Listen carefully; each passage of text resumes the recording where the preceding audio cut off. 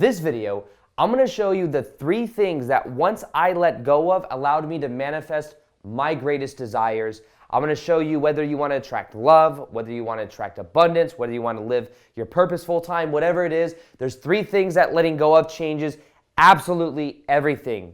Now, the first thing to let go of when it comes to this is letting go of the old belief systems and the old identities that are tied to what is called your past self. So if I were to simply describe the big transformation that I made back in 2017, there was an old version of me. In a way, it was the version of me I was currently being, which I was thinking, I was feeling, I was acting in alignment with an identity, a self-image, a way that I saw myself that was on autopilot. And I was working that 9-to-5 job selling women's shoes, going into work every day, getting the same results over and over again. And my reality was a complete reflection of who I believed myself to be. When I look back as well, I wasn't aware of this at the time necessarily, but my belief systems were also in alignment with I believed I was only worthy of having a 9-to-5 job. So I'd go to work at this 9-to-5 job selling women's shoes. I would complain to my other coworkers about how slow it was at work, and I would have to suck up to management to get the schedule I wanted. There were all these dynamics that were in place simply because it was a natural part of my own self-image. It was a natural part of my own identity. And realize that one of the strongest human desires there is to remain consistent to the way that you define yourself. We all have an inner self-image that we are projecting out into the world that people are responding to, and we also have an inner self-image that we are living in accordance to. And for a long time in my life, for 10 years, I sold women's shoes almost, 8 or 9 years. I sold women's shoes, first at Nordstrom's in women's shoes in Vegas, and then I worked at Barney's New York, which is a higher end retail store with $1,200 pair of shoes. And that was my life. I sold that, that was a part of my identity. And it was very hard for me to let go of that old identity because I got so much comfort from it. I got so much familiarity from it. And a lot of times we're addicted to familiar energies, familiar emotions, familiar stories because in a weird way, they kind of feel safe. Now, for me to go from the shift from this version of me to the version of me that was and is, I guess what you could call a full-time YouTuber, even more than that now, I've had to shift out of that identity because now I do live events, I do retreats. I don't want to just be considered a YouTuber, even though most of my audience is on YouTube. I've had to even at that time though, I had to shift from this identity into being the version of me that I am now. And of course, the cool thing is that what quantum physics shows us is that every moment's a new moment. Every moment's a new moment. Every so often, all the cells in our body are dying and being reborn. The only thing that really keeps us stuck in the past is our story and the old identity that we're remaining consistent to. So more powerful than just saying, okay, now I'm a full-time YouTuber, now I'm this version of me. A big part of it was I had to let go of the past version of me. I had to let go of the belief system that I have to work a 9-to-5 job, that I'm only worthy of working a 9-to-5 job, that this is who I am. And I had to start realizing that who I really prefer to be is somebody that's putting myself out there. Somebody that's making content, somebody that's trying to help people awaken, to raise their vibration, their level of consciousness. As I started to identify with that version of me, I was also disidentifying with the past version of me. Think about what happens a lot of times when people, for example, I used this analogy before, but people in Bikram yoga, for example. Bikram yoga you'll go to, which is hot yoga. You'll go, and what they'll tell you is you need to come for 8, 7, 10 days in order to get the full benefit. So the first day you go, you're just this old identity doing this yoga thing. Then the second, and then that's it. And then you're okay, but they said I had to go 10 days in order for me to know if this is worth it or not. And then what happens is you go from there, you do it the second day, then the third day, the fourth day, the fifth day, and then all of a sudden you're you know what? I'm gonna go buy these yoga pants. I'm gonna go buy a yoga mat, and then you start to change your sense of identity. And then you're whoa, maybe I'm just a yoga person from now on. Then by day 10, your whole identity may be shifted to where now you view yourself as this person that's been doing it for 10 days in a row. Your identity is now shifted, and now one of the strongest human desires there is to remain consistent to the way you define yourself. So because you now define yourself as a yoga person, guess what? Now it's easier for you to remain in alignment with that new sense of identity. I used that same analogy because I was going to Bikram yoga at the time. When I was selling women's shoes, I used that same analogy. I started to, instead of being this my thoughts, my emotions, my actions were equal to this 9-to-5 job, I started to say, what if I made a video every single day? And what happened is over the course of a couple months, I've made it a rule. No matter what, I'm going to make a video every single day. Over the course of the next couple months, my whole entire identity shifted.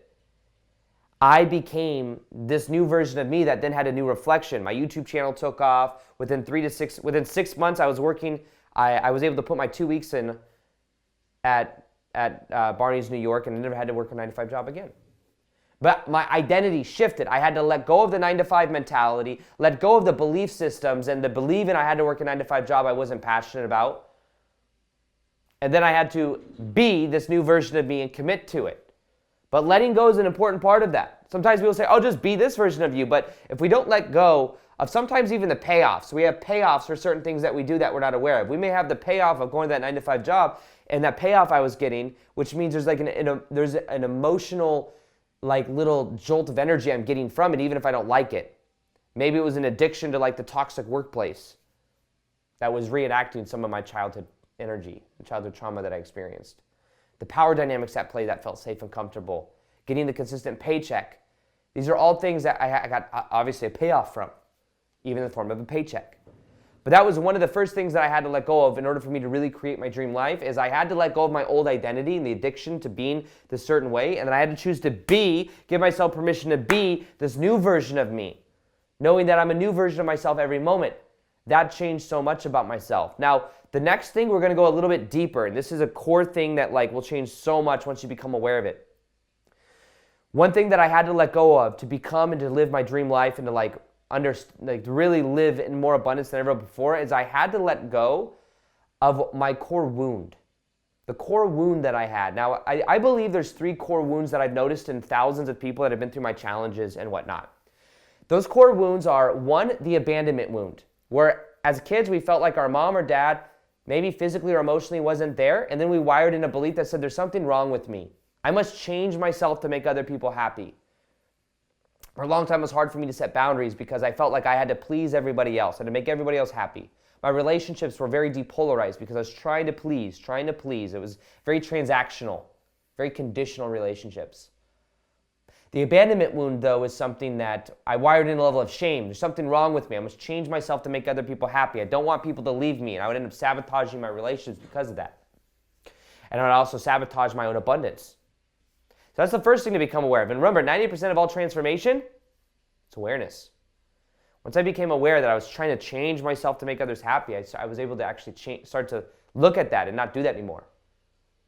The second wound is the worthiness wound. You feel like you're not enough.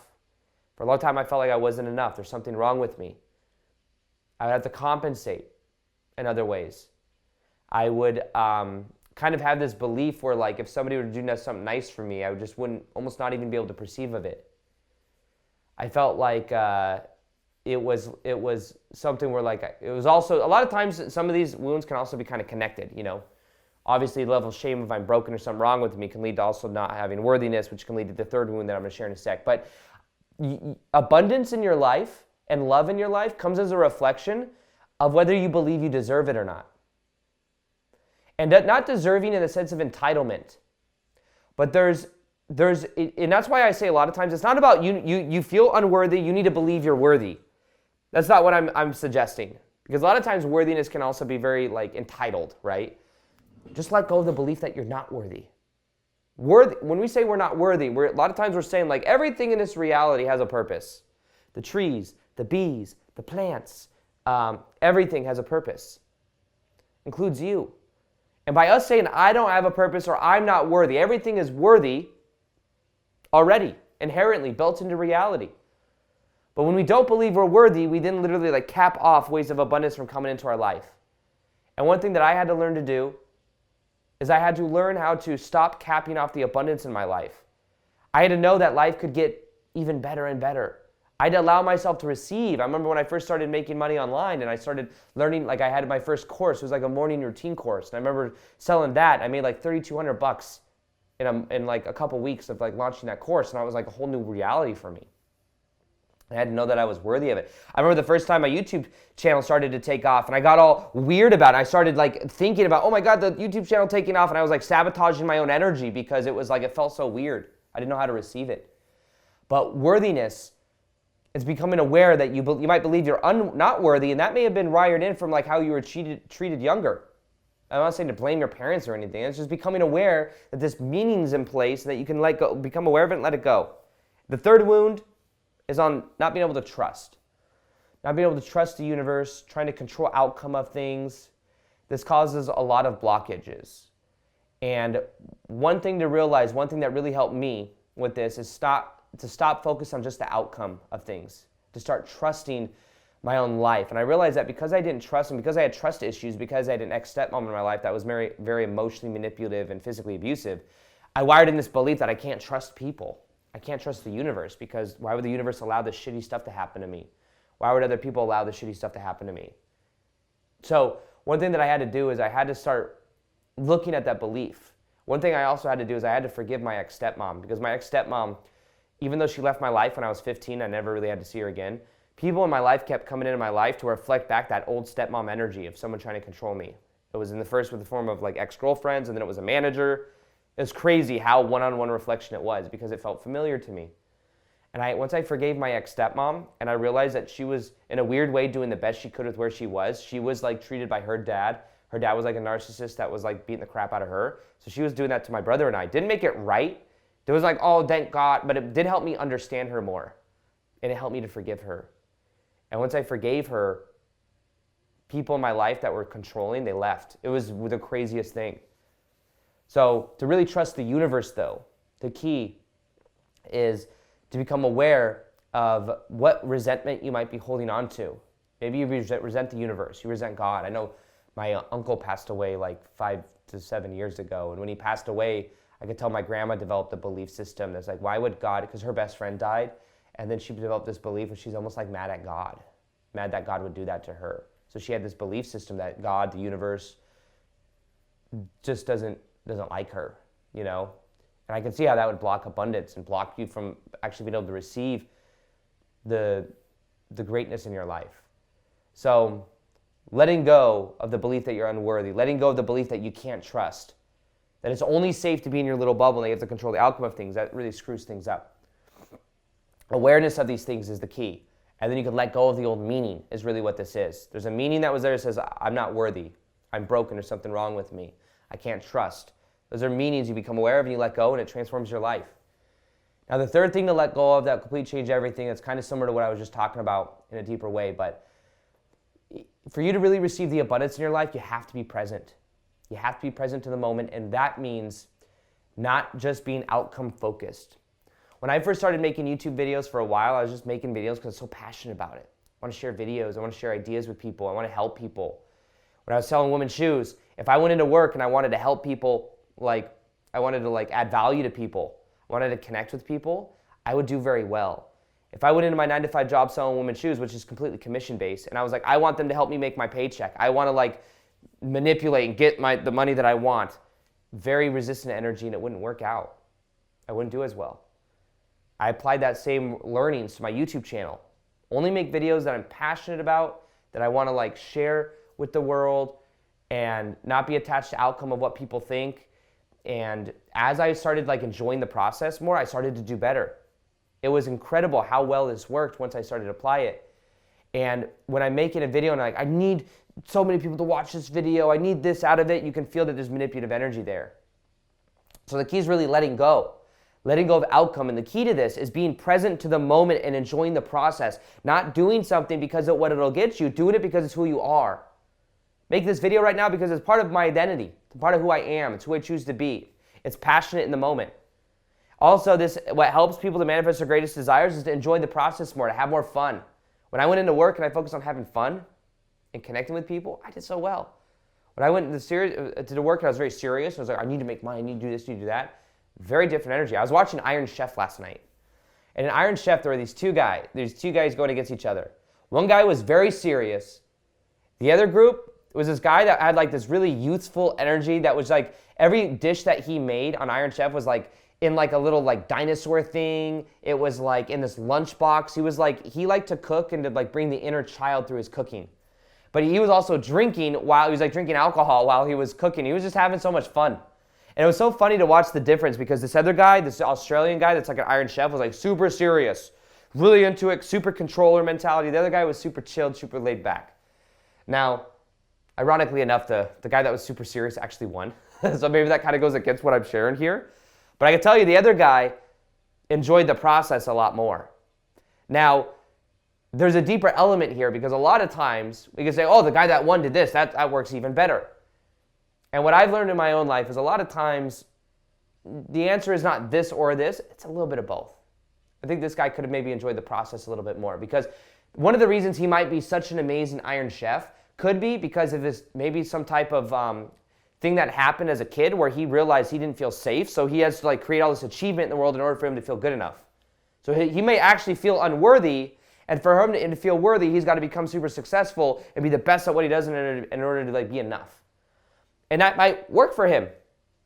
And a lot of times, me making thousands of YouTube videos, part of the thing that triggered that was like I felt like I wanted to prove my sense of worthiness and sense of value out in the world by making these videos, and I had to eventually realize that this was like kind of rooted in feeling unworthy. And I just started realizing, wait, I'm worthy for just being me. If I stop making videos, it's not because I'm not worthy.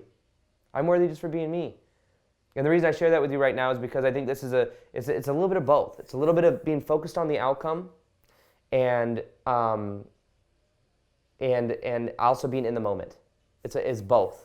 You know, having a vision for where you're going, but doing it not because you need to be the best Iron Chef in the world, because otherwise you're going to be like, you're not worthy, but just being it because it's who you are and embodying that energy. And the more you give your permission to embody that energy, the more your life will change in such a powerful way.